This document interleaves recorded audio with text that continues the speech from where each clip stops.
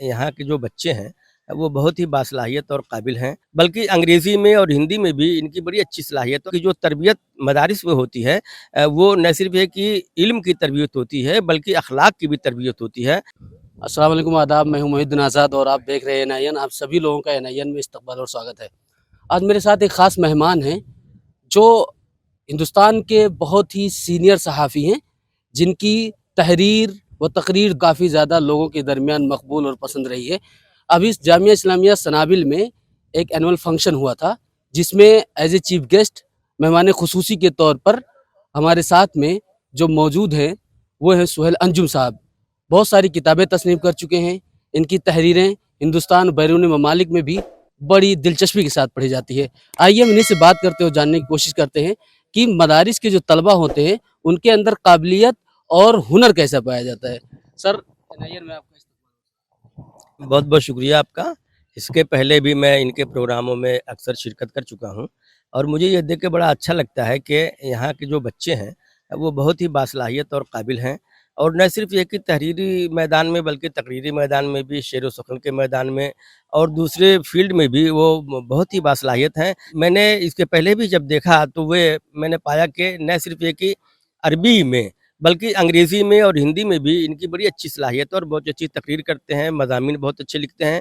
عام طور پہ یہ کہا جاتا ہے کہ مدارس کے طلباء میں کچھ کمی ہوتی ہے، ان میں صلاحیت وہ نہیں ہوتی جو انگریزی اسکولوں میں یا کالجز اور یونیورسٹیز کے طلباء میں ہوتی ہے۔ حالانکہ یہ بات غلط ہے۔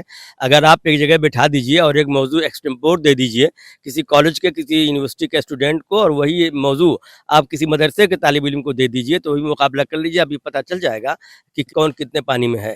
میں نے جیسا کہ عرض کیا کہ پہلے بھی میں یہ بات محسوس کر چکا ہوں، اور آج ایک بار پھر کہتا ہوں کہ جو تربیت مدارس میں ہوتی ہے وہ نہ صرف ہے کہ علم کی تربیت ہوتی ہے بلکہ اخلاق کی بھی تربیت ہوتی ہے۔ ہاں، کہیں کہیں کچھ اخلاقی کمزوریاں نظر آتی ہیں، وہ عام طور پر تمام مسلمانوں میں ہیں، ان کمزوریوں کو دور کرنے کی ضرورت ہے، لیکن مجموعی طور پر مدارس کے طلباء اور خاص طور سے جو میں جامعہ اسلامیہ سنابل کے طلباء کو دیکھتا ہوں، ان کی صلاحیتوں کا مشاہدہ کرتا ہوں، تو میں یہ محسوس کرتا ہوں کہ یہ دوسرے کسی بھی تعلیمی ادارے کے طالب علموں اور اسٹوڈنٹس کے مقابلے میں کہیں بہتر ہیں، اور میری دعا ہے کہ اسی طرح سے محنت کریں اور ترقی کریں اور کامیابی کے مراحل طے کریں۔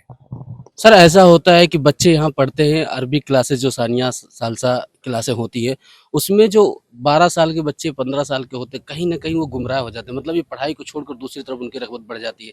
ایسے طالب علم، ایسے اسٹوڈنٹ کے لیے آپ کیا کہنا چاہیں یہ والدین کی بھی ذمہ داری ہوتی ہے اور اساتذہ کی بھی ذمہ داری ہوتی ہے کہ وہ اس بات کا خیال رکھیں کہ اسٹوڈنٹس گمراہ نہ ہونے پائیں۔ جیسا کہ میں نے ابھی تھوڑی دیر پہلے گفتگو میں یہ عرض کیا تھا کہ سوشل میڈیا پر بہت زیادہ ایکٹیو رہنے کی ضرورت نہیں ہے۔ آج کل اسمارٹ فون جو ہے وہ ہر شخص کے ہاتھ میں ہے، وہ آپ اس سے بن بھی سکتے ہیں اور بگڑ بھی سکتے ہیں۔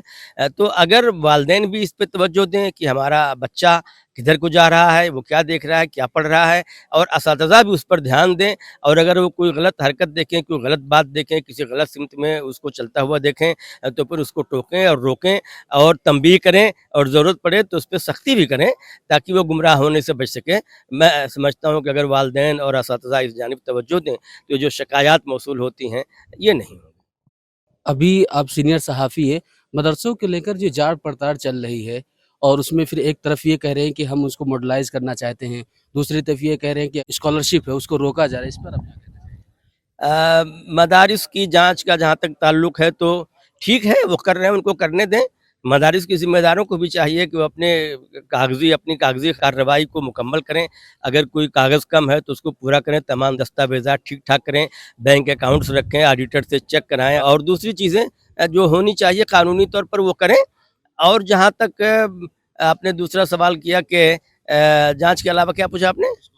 اسکالرشپ، جو ہاں یہ حکومت نے یہ غلط کیا ہے، کیونکہ اقلیتوں کے تعلق سے جو حکومت کی بہت ساری اسکیمیں تھیں جو پہلے سے چل رہی تھیں، ان اسکیموں کو حکومت نے بند کر دیا، اور موجودہ بجٹ میں تو بہت زیادہ انہوں نے سلیش کر دیا، بہت کمی کر دی ہے اقلیتوں کے اسکالرشپ میں، اور ان کی تعلیم کے پری میٹرک کی اور پوسٹ میٹرک کی اسکالرشپ میں انہوں نے کمی کی ہے، اور دوسرے بہت سارے جو پروگرامز تھے तालीमी तौर पे आगे बढ़ाने के लिए उनको कम कर दिया है। हुकूमत को चाहिए कि इस पर गौर करे। हुकूमत का कहना है कि दूसरी बहुत सी वजारतों में भी इसी तरह की स्कीमें चलाती हैं जहाँ से अक़लियती तलबा भी फ़ायदा उठा सकते हैं। अगर अक़लियती तलबा वहाँ से फ़ायदा उठा पाते तो ज़ाहिर है इसके पहले की जो हुकूमतें थीं वो इस तरह की स्कीमें क्यों बनाती? इसका मतलब वो फ़ायदा नहीं उठा पा रही थी, इसीलिए साबिक़ा हुकूमतों ने उसकी भी स्कीमें बनाई, प्रोग्राम चलाए। तो मैं समझता हूँ हुकूमत को चाहिए कि उसको रिवाइव करना चाहिए, मौलाना आज़ाद फेलोशिप को भी बहाल करना चाहिए और दूसरी जो स्कीमें कम कर दी हैं या ख़त्म कर दी हैं या जो बजट कम कर दिया है उस बजट को फिर से पुराना वाला बजट उनको वापस लाना चाहिए। एनआईएन से बात। बहुत बहुत शुक्रिया, बहुत शुक्रिया। ये तो सुहेल अंजू साहब जो बता रहे थे कि सरकार ने जो अक़लियतों के खिलाफ जो फैसला लिया है स्कॉलरशिप के तई, वो बिल्कुल गलत है, वो नहीं होना चाहिए था। और जामिया इस्लामिया सनाबिल में बच्चों ने जिस तरीके से कारकर्दगी दिखाई वो काबिल तारीफ़ है। अगर इनका मुकाबला और मुवाजना कर दिया जाए तो यूनिवर्सिटियों से कहीं ज़्यादा बेहतर ये बच्चे निकलते हैं जो खुद साख्ता सलाहियतों से काफ़ी ज़्यादा महारत रखते हैं। फिर मिलेंगे किसी खास मेहमान के साथ। मैं हूँ मुहिद्दीन आज़ाद, नई आवाज़ नई परवाज़।